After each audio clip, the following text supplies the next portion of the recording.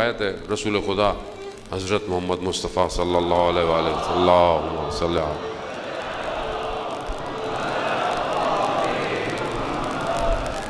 اپنی بیٹی کے گھر آئے، دیکھا کہ بیوی پریشان ہے۔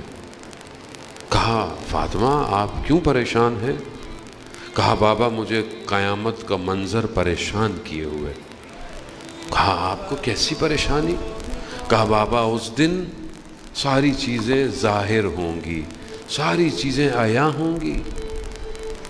ایسے میں حضرت جبرائیل کہتے ہیں نازل، رسول خدا کی خدمت میں سلام کیا، کہا ہمارا خدا نے سیدہ کو سلام بھجوایا ہے اور ان سے کہیں کہ پریشان نہ ہوں، ہم ان کے چاہنے والے کو قیامت والے دن نور میں رکھیں گے، نور میں رکھیں گے، لیکن ہو ان کو ماننے والا،